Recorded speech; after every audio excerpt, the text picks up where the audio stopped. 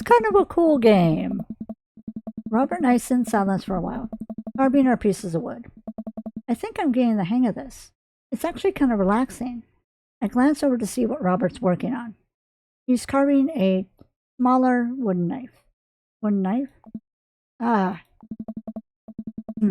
Oh. While I'm distracted, the knife slices into my thumb. Blood gushes all over my little wooden carving.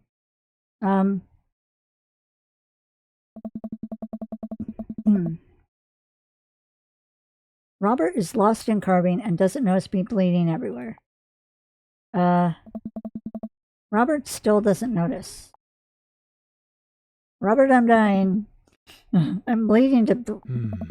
Robert finally looks over. Oh. He reaches into his jacket again. Jesus, how much stuff does this guy keep in there? And pulls out a red bandana. He wraps it around my thumb. Hold tight. He hops off the truck, and I can hear him rummaging around in his car. He comes back a moment later with a well-stocked first aid kit. Robert carefully wipes all the blood off of my hand and wipes a bit of antiseptic onto the cut. With surprising gentleness, he places a bit of gauze on the wound and wraps it all up. You okay? Yeah, I'm good. He hands me what's left of the tube of antiseptic. Make sure to keep that cut clean. It's oddly touching and a little smexy.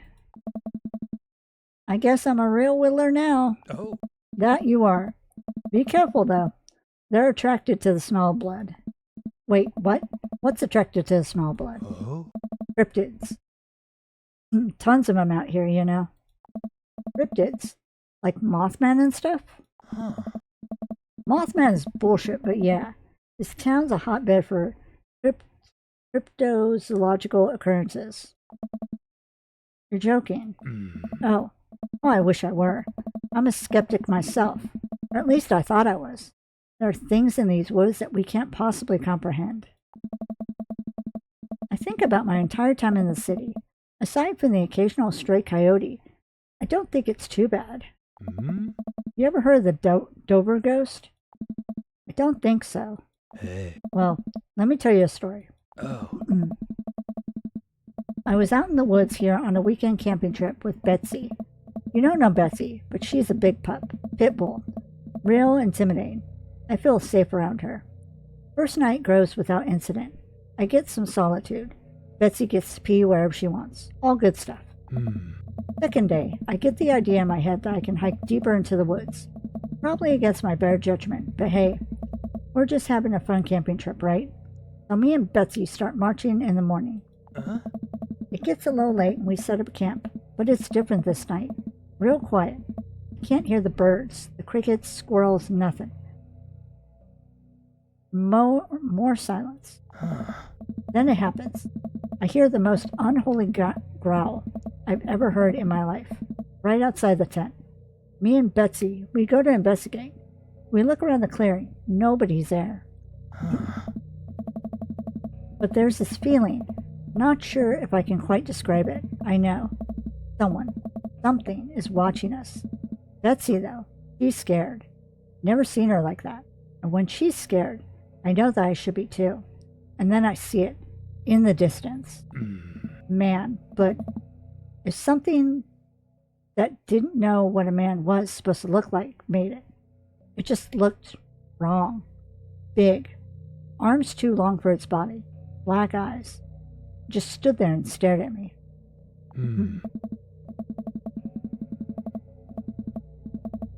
Then it disappears.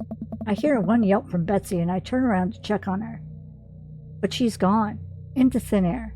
I didn't sleep at all in my tent that night, and I don't think I've slept right since.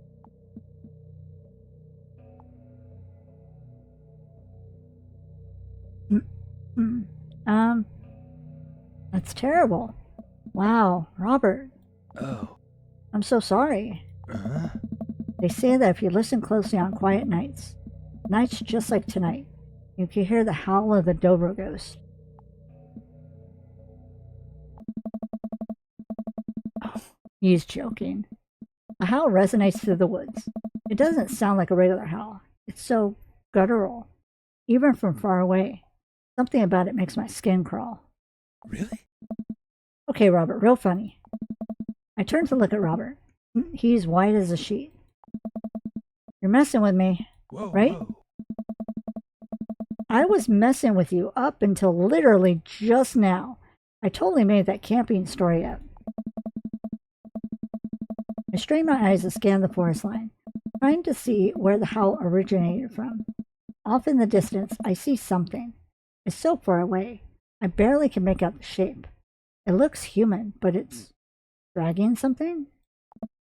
Do you see that? Mm-hmm. We should go. Huh? Robert and I slowly back away and get into the truck. He turns off his headlights and we make a slow crawl away, back onto the road. I'm too scared to look back. What was that? Really? A Dover ghost, I guess. I chuckle nervously. This time he doesn't seem like he's messing with me. Or maybe someone illegally dumping garbage on a wildlife preserve? Yeah, that's the story we'll tell ourselves. Whoa, whoa. We sit in silence for a little while longer, the fear of whatever that was, slowly subsiding as we get closer to the city. Hey.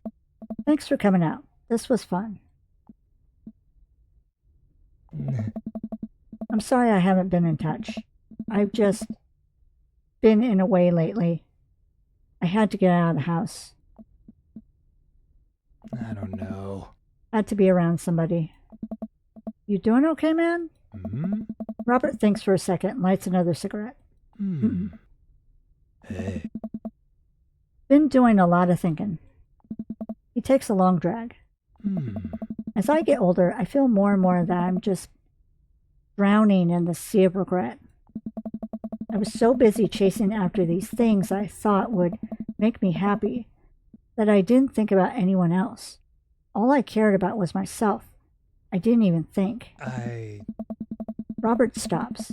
I wait for him to finish his thought, but he just stares at the road. Maybe I'm just built like this. Or maybe I do it to myself. Maybe it's my own choice that I'm as unhappy as I am. I try to think of something to say. I remember all the times in my life when I've been sad, and there's a great many of them. But there's always a light at the end of the tunnel. Something I held onto that kept me going. But there's something so resigned about the way Robert's talking.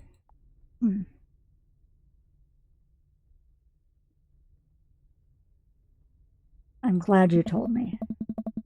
It must have taken a lot for you to want to tell somebody like this. You're a mysterious guy, Robert. You don't have to be. Do you ever wish you were a better father? He has a kid that he hasn't seen, I betcha. I think about it for a second. All the time. You can read all the parenting books you want, but nothing will ever prepare you for raising a child. There's so much stuff I regret, or wish I could have done better, but I don't have the answers. I don't know if anyone does. Hey. It's funny. I look at you and your relationship with your daughter, and it seems perfect. It isn't. At least you're there for her. I stare out the window at the blur of passing trees. I just hope I'm a better father to my kid than my dad was to me. What did your dad do? It's more about what he didn't do. He was quiet, stoic. Don't think he ever once told me that he loved me. He cared more about his work than he ever did about me or my mom. Do you hate him? No. I used to, but after I became a parent, I just kind of feel bad for him. He missed out on my whole childhood. When I think about all the happiest moments of my life, they're all with Amanda and Alex, and he just wasn't there. It hurt like hell when I had to leave him to pass in that Belarusian prison. Whoa, whoa. What? I turn and smile at him. No. He's retired in Florida with my mom. We go there every Christmas. Yes. We both break out into laughter. He pats me on the shoulder. We drive the rest of the way in silence, listening to the radio and watching the bright lights of the city grow bigger. Robert drops me off at my place. As I'm about to close the passenger door, I realize I still have Robert's pocket knife in my jacket. I pull it out and offer it back to him. Huh.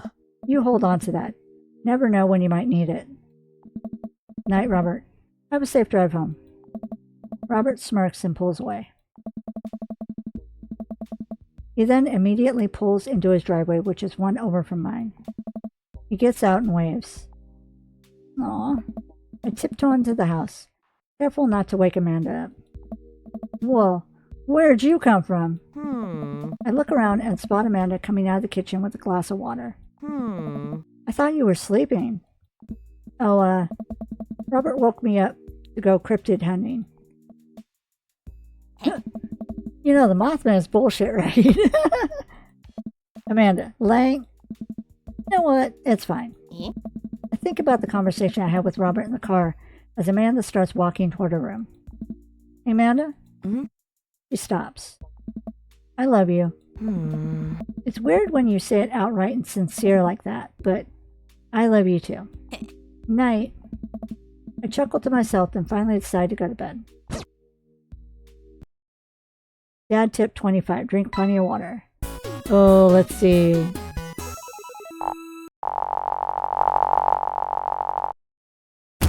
A B? My cold black heart. I did mess up a couple times. All right. No, I'll take it. Dad tip 53. Pet every dog. Well, it's been a long day. I'm just about ready to pack it in. After a few bites of ice cream from the freezer, I turn off all the lights and walk down the hall to my room. I wonder if Amanda's still awake. That kid needs some sleep. As I pass her room, I can hear a faint sound, but I can't quite make out what it is. I get a little closer. Is she crying? I knock gently on the door. Amanda? The crying immediately stops. Not right now. Her voice sounds strained. She sniffles. I need to make sure she's okay. I open the door. In the dark, I can see Amanda's outline in the middle of her bed, knees hugged up against her body. Is everything okay? I don't want to talk about it. Leave her alone. All right, I'll leave you be. I back out of the room and close the door gently behind me. She immediately starts crying again. Wow. I have no idea what has her so upset. She seemed totally normal. I feel awful just leaving her to cry, but I also get the feeling that if I tried to do anything else, it would only make her more upset. I can't stop mentally cycling through all sorts of awful things she could be dealing with right now. More than anything, I just want her to be happy and safe. I have a hard time falling asleep, but when I finally do, I'm still thinking about Amanda. After a long night of very little sleep, I roll out of bed and make myself a pot of coffee. Amanda should be up for school soon. Maybe she'll be willing to talk about whatever's bothering her. About 10 minutes before she's supposed to leave, Amanda comes out of her room and makes a beeline for the freezer. Morning, Amanda. Morning. She drops a frozen waffle into the toaster and slams the freezer door. She won't look at me. Yikes. So, anything big going on at school today? No. Okay. Do you need a ride to school? No. Want some coffee? Amanda pulls the toaster lever up and takes her still freezer burnt waffle out before it's finished cooking. I have to go. Amanda picks up her bag and storms out. Oh, God, that was so sharp in my ears. Oh, okay. I haven't seen her act like this in a long time. It's usually short-lived, but it always hurts. Hopefully this blows over and things are back to normal soon. I sit back at the kitchen table and look at pictures of Amanda and I hanging on a wall. In it, I'm teaching her to ride a bike. Her face is a mixture of excitement and pure, unadulterated fear. I remember how determined she was. Every time she would fall off and scrape her knees, she would get up and try again. Finally, I had to stop her because she was bleeding everywhere. And then she started to cry because she didn't think she needed bandages and wanted to keep trying. As I put the bike away, she stood in the middle of the street and screamed. Then I took her out for ice cream, and it was like nothing ever happened. After giving it a bit of thought, I decided that if I force her to talk about it, it's only going to make things worse. But I have an idea. I start rummaging around for ingredients. I hear Amanda walk in the door. Instead of heading for the kitchen like she usually does, she makes a beeline for her room. She's clearly trying to avoid me. Hey, Pumpkin. What? Can you come here for a sec? There's a moment of silence. Yeah. I wanted to say sorry about last night. I'm just worried about you, kiddo. I get scared when I know something's wrong, and I get even more scared when I feel like I can't do anything about it. Dad, just, whatever it is, and you don't have to tell me if you don't want to, but whatever it is, just know that you have a dad in your corner who wants you to be happy. Honey, you know I'm bad with words. I was hoping I could speak a language you both understand. I pull the cake out of the refrigerator and place it on the table. Hopefully the frosting has set by now. Ta-da! Dad. Aw, sorry you're sad, but I support you 100%. It took me a really long time because I ran out of red frosting somewhere around sad. And I had to start over, and this is beautiful. It's strawberry. Amanda gives me a big ol' hug. I grab some plates and forks and serve us up some delicious cake. So, it's really stupid. What is? This whole thing. I know I've been really weird lately, and there's just, I don't even know how to explain it. I feel like I might have to make you a chart. I'm listening. You want me to take notes? I guess I should start from the top.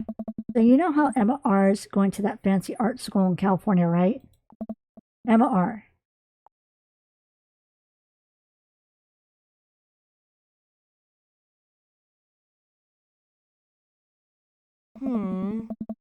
I guess you're not technically wrong. It's good to have fallbacks like that one. Anyway, ever since she got the acceptance letter, I've been feeling like she's drifting away, you know? And she's been spending a lot more time with Grace and Emma P, and I just thought it was all in my head for a while. But then I found out from Rosie M that both of the Emmas, Grace and Noah, all went to a party at Mackenzie F's. On the same night, they all told me they were busy studying for the Calc AB final. Yikes. So, another important piece of information is, God, this is embarrassing. I have a crush on Noah, and, that's the thing. What? Whoa. I had no idea. I definitely didn't know that. Okay. You're a bad liar. So are you. I learned from the worst. Anyway, so the only person I told about the crush was Emma R, and she promised not to tell anybody. I didn't confront them about the party thing because I didn't want to start drama. So I just keep quiet and keep going about my business. Amanda sighs. And then one day I invite everybody out to get nachos at the mall. And after not texting me back for like 2 hours, even though none of them even put their phones down for more than 60 seconds, they all say they're busy, like simultaneously. So I tell them, never mind, I'll just eat nachos at home, right? But we're out of chips, and I really, really want nachos.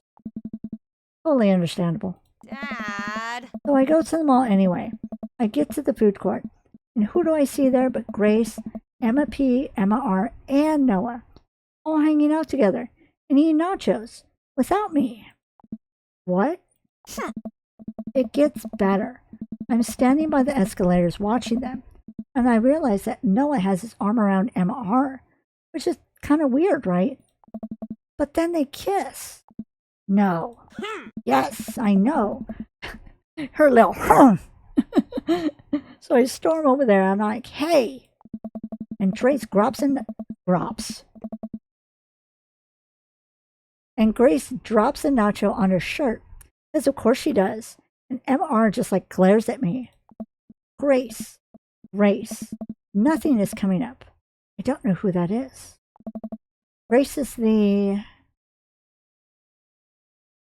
gossipy one? I know. Grace is the one nobody really likes. Or I guess that's me now. But anyway, nobody will say anything. And I'm just like, you guys suck. Which I realize is not the most eloquent thing to say, but I was very angry and really embarrassed. And I just wanted to get out of there. So I left. Without nachos, I might add, which only further contributed to this shitty day, and immediately drafted a super long text to the group chat asking them why they've been so weird. And I wrote another one to MR asking how long the Noah thing's been going on. And sorry, I know that's a lot. Are you still following? What did MR say? Oh, okay. Get a load of this. MR says, you know what? Let me just read it to you. Amanda pulls out her phone and reads word for word and a really long string of text messages. Can you believe that? Cannot believe that. I care so much about Amanda's social life and mental well-being, but man, do I not understand what she's talking about. This is all beyond me, but I'm trying my hardest to be supportive. They were dating in secret for like months.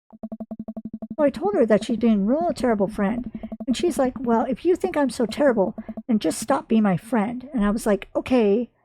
And then she left me on red.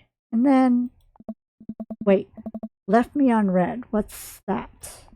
Oh, like, she saw my message and didn't reply. And I know because there are read receipts. I don't know what read receipts are, but I'm just going to nod and pretend I understand. Gotcha.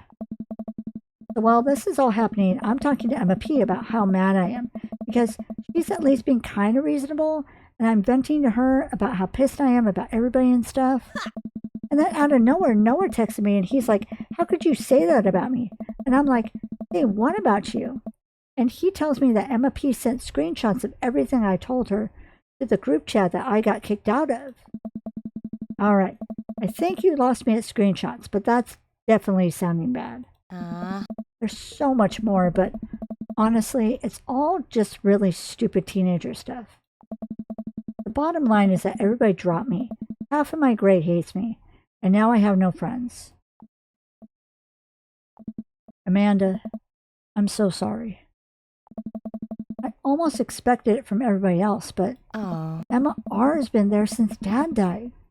I can't believe that she would just stab me in the back like that. I'm not even that mad that she's dating Noah. I'm just upset that she lied to me about it for so long. Amanda stabs at the remains of her cake. Okay, I take it back. I'm kind of mad that she's dating Noah. Like, what did I do wrong? What did everyone just suddenly decide I'm not cool anymore? Why wasn't I enough? I don't understand. And as mad as I am at everyone, like, I miss them, Dad. Amanda looks so dejected. I almost can't take it. What could I possibly say to help? Anyways, that's it. That's the whole sword tale. Thanks for listening. Tune in next week for more hot gossip. Wow. I know it's pretty dumb. It's not dumb. No, it's a stupid thing to be upset over. Amanda, your feelings are real. Don't ever be mad at yourself for having feelings. I guess. Unless you've secretly been a robot who's been approximating human feelings this whole time. Are you Chat GPT? Oh. Oh my god. I've been talking so much because I've been just continuously recording that my voice is like, no. Let me take a drink. I'm almost done though.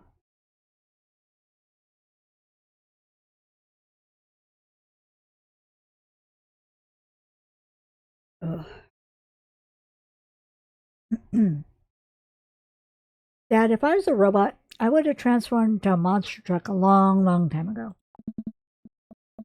But seriously, I know you probably don't want advice, but I feel like it's my duty as a dad to bestow upon you a few nuggets of fatherly wisdom.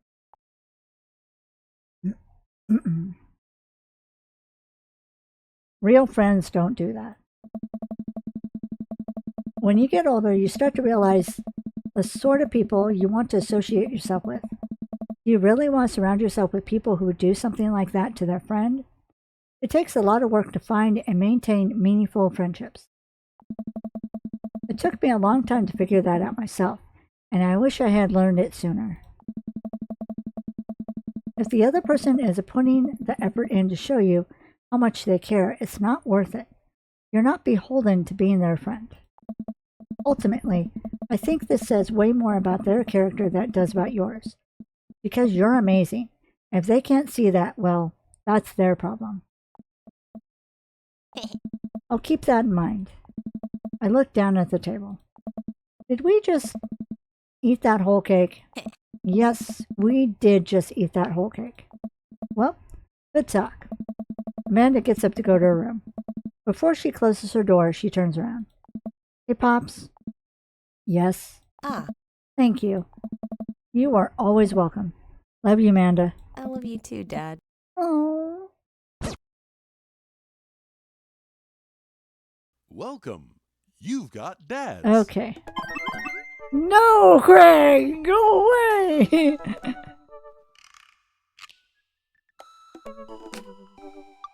Hey, buddy, so I have a favor to ask. Oh, no. Robert invited me over for dinner. And I know it's kind of a faux pas to invite another bro, but I've known the guy for years, and I still can't get a good read on him. And I know it's going to be super awkward if I go by myself. Will you please come with me? I love food. I especially love food that's free. And I don't know why you're so sweaty over cooking, but sure. Yeah, dude, I'm down. Thank you. I really hope that's a sweat of relief. Okay, let's go to dinner. Is this Robert? That doesn't sound too bad. I could definitely go for free food. But why is Craig being so apprehensive? Does he know something about Robert that I don't? I hurry up and reply before my dad brain can work itself into a paranoia spiral. Yeah, dude, I'm down. Thank you. Craig and I decided to meet up for heading over to Robert's place. Craig waits on my porch, bottle of white wine in hand. Hey! Honey, boy, am I glad to see you. Likewise, man. Classy of you to bring wine. Oh, it's not wine. It's sparkling apple cider. Robert literally has a wine cellar, so I think he's good. Wow. Or at least I think he has a wine cellar. I'm generally unsure if he was telling the truth or not. I can never tell with him. Thank God it's not just me. I never know. He's so deadpan about everything. I usually just laugh it off, but man, that guy's an enigma. We start walking over to Robert's house. Does Robert even know how to cook? I have sincere doubts about whether he even knows how to shave properly or iron his shirts. I feel like you learn to cook after you learn those two first. Bro! One time I saw him grab a hot dog from a trash can. I mean, it was at the very top of the trash can, like sitting above it. But still, if he was on trial, I think the jury would define that as in the trash. In his defense, I've definitely considered grabbing food from the top of the trash before. Well, yeah, I think we've all considered it, but the difference is that Robert actually did it. True. Maybe he's the enlightened one. Maybe we're holding ourselves back. We arrive at Robert's house and ring the doorbell, but the doorbell won't chime. Must be broken. Craig knocks on the door a few times. So let's see if the interaction with Robert is different now that we've had a good rapport with him. Oh. Since when does Robert have a dog? I don't know. That's weird. I can hear Robert just inside. 1 second. This is uncharted territory, Tiny. What if he's the one making barking noises and there's no dog? Oh my god. Don't say that. We're not even inside yet. Oh. Finally, the door opens. Robert looks a little surprised to see me. Tiny, didn't know you'd be tagging along. I don't know. Did Craig not tell Robert I was coming? Come on, Craig. I can leave if there's not. No, it's fine. Come on in. We enter Robert's living room, which is surprisingly really nice. Super messy, but really nice. Make yourselves at home. We can still hear barking from the other room. Oh. I didn't know you had a dog, Robert.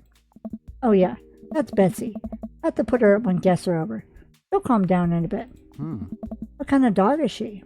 Oh. Pitbull. Rescued her from a dog finding ring a few years back. She hates strangers. If I let her out right now, I would probably have to take you both to the ER. Craig and I make eye contact. He raises an eyebrow at me. Oh, okay. Anyway, dinner should be ready in a minute. Hope you guys like osso buco. Robert leaves the room, presumably to go to the kitchen. Craig leans in and whispers, Was the dog finding thing real or was he kidding? I don't know. Dude.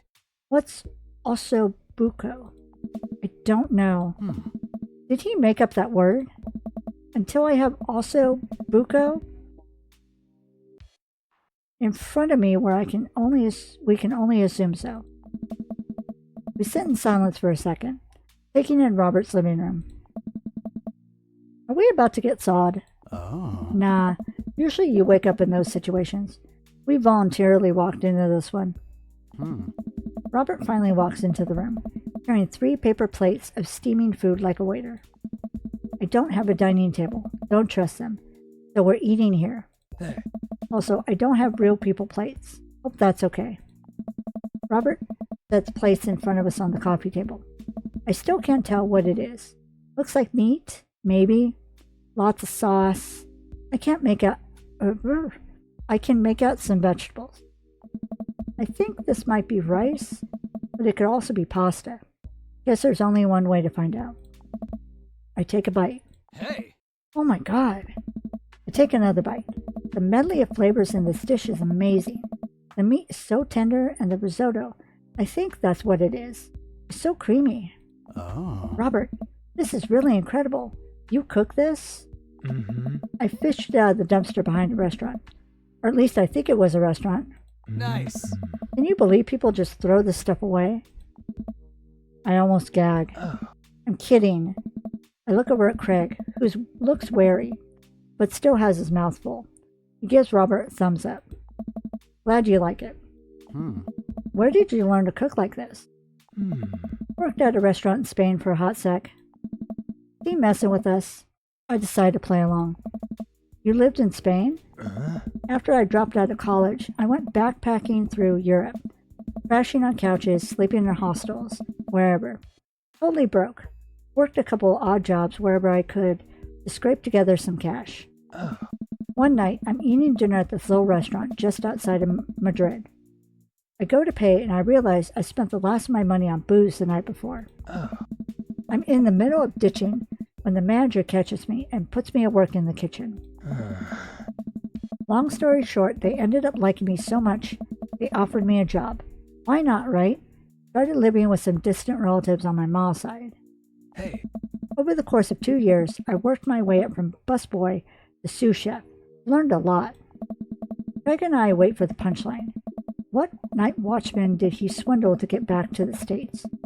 Who did he con in a game of poker in the back room of Speakeasy for safe passage in the crew quarters of a cargo ship. Hey. Anyway, I still like to cook. I don't know what's real anymore, but this food's so good I kind of don't care. That's amazing. Hmm? It really is. To be totally honest, I wasn't exactly expecting gourmet cooking here, especially not served on paper plates. Hmm. I don't care about presentation. If the food's good, it should speak for itself. This osobuco is screaming for itself. Hmm. And paper plates is just as good as regular plates if you double them up. Hey, is it bad if I ask for seconds? Mm-hmm. Help yourself. But save room for dessert. I made lemonberry Savarin. Oh. Well, aren't you just full of... Greg looks over at me. Hey. Surprises. Robert winks. You bet I am. Huh. You can come over for dinner anytime. Oh. Greg, Hmm. I'm gonna go get seconds. Me too. After consuming way more osobuco than my body can handle, and then really ensuring a later food coma with a generous serving of whatever Savarin was, Greg and I decide to head out. Oh. Thanks for coming. I'm making an attempt to be more social. Well, we're always happy to stop by if you want company. Especially if there's osobuco involved. Nice. Welcome. Okay. You've got dads. No! Wait. Go back. No, go back. Oh, shit.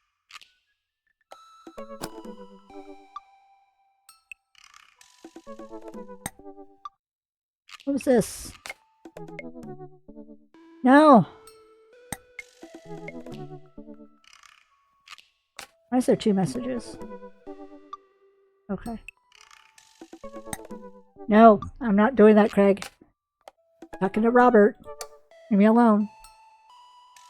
You know what they say about third dates? They get pretty serious. You might not have time to browse Dad Book for a while. Are you ready? Just a sec. Let me check to see how my recording.